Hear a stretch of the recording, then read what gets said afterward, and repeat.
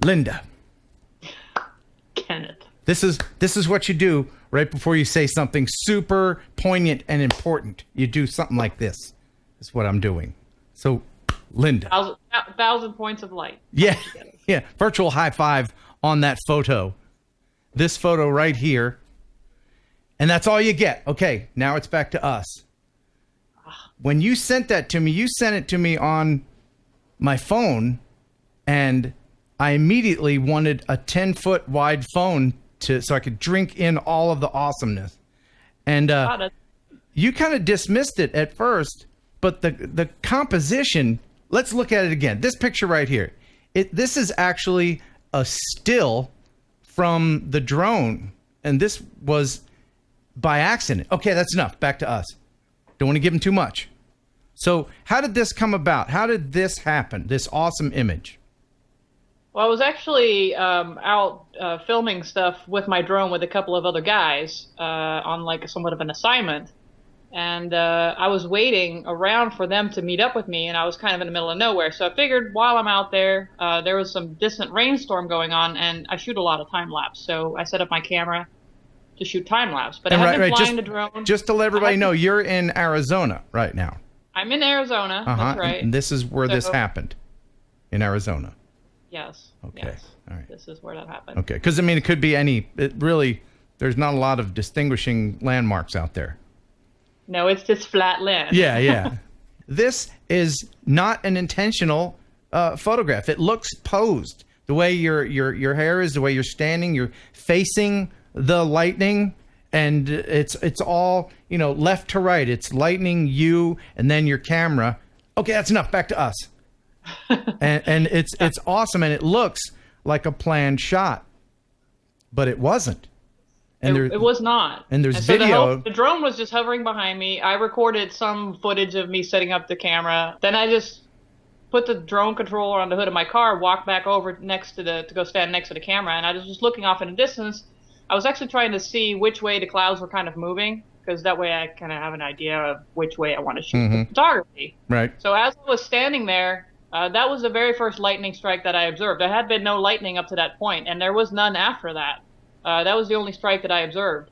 And so as soon as I saw it, I mean, obviously it takes a moment for you to react. I walked back over to the car, immediately landed the drone, threw it in the back of my car, and then sat in my car for about half an hour to see if more lightning was going to be there. There was no urgency. Let's go ahead and roll the moments before leading up to that amazing image, and then shortly after. We'll go ahead and roll this.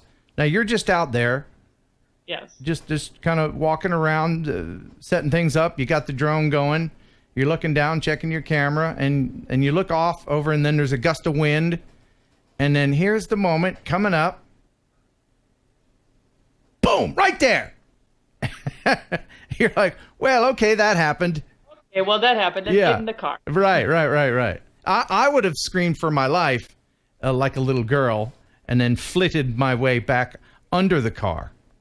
Well, I can't outrun lightning, so I just figured if I just do everything sort of in an orderly fashion and just as quickly as reasonably possible without scrambling too much, then that's probably the safest way to deal with it. Right. So you got this amazing image, and immediately you weren't very impressed with it at all, or I don't understand why this isn't in a gallery. Why you haven't sent this to someone up the chain who can put this on a flag and a T-shirt. It needs to be on beer koozies. This is it's an awesome image. It really is.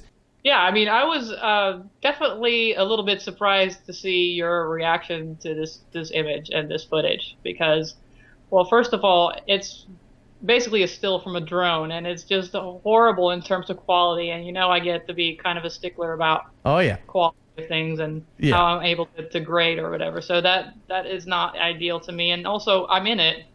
That's where okay. I really think that I make the greatest subject from that angle. So there's that. But it is very cool. It's a very memorable moment for me, and it's a little bit scary because.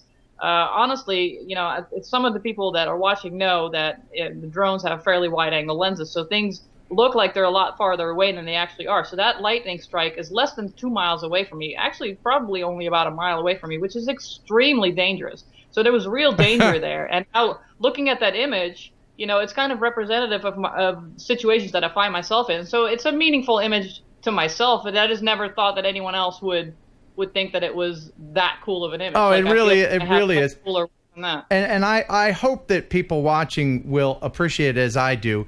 The fact that it just, everything converged to be in that spot. Let's watch that again. The approach to that moment as you're walking up, not knowing that the lightning's coming. There's a little breeze here that whiffs your hair back, and that's another thing as far as composition. Your hair is showing motion in the still. There we go. There it is. And then the moments afterwards, the moment's gone. She runs for her life. But we have it saved. And I know that you don't like shooting stuff to where in a resolution where if you can't zoom into a single grain of sand and it be a sharpened focus. But still, I really think that the lack of resolution kind of adds to it, almost like a purposeful effect. And you don't want to do much more to it. Well, it shows up in 3 different frames. So you have the main frame that you've been showing, and then there's 2 frames where you can sort of see like a little streamer from that same strike. I mean, it's cool. It's kind of a muddy-looking image, Obviously, it's not great, but I mean, the moment's great, and I guess that's what's important. The moment's great, and thank you for sharing this moment with me and allowing me to show it on my channel. And if anybody wants, it's been in my pocket now for a couple of weeks, right? I mean, I haven't shown it anywhere. I tried to put it up on social media, and you basically told me, don't do it. No, you don't want to do that. You don't want to give it out there for free. This is magazine cover quality stuff. And if anyone watching has an opinion on that, please feel free to comment below and check out Linda's channel. It's CleverDarkElve on YouTube. So much great stuff on there. And Linda, thank you so much for talking about this one moment in time. One moment. As I call it, lightning in a bottle. That could have struck me in the face. That could have. And that would have been a picture that would have been on all the news channels. I know, but then you probably wouldn't be able to interview me. You're right. You're right. But I'd have a heck of a picture. You really would. If the drone lived.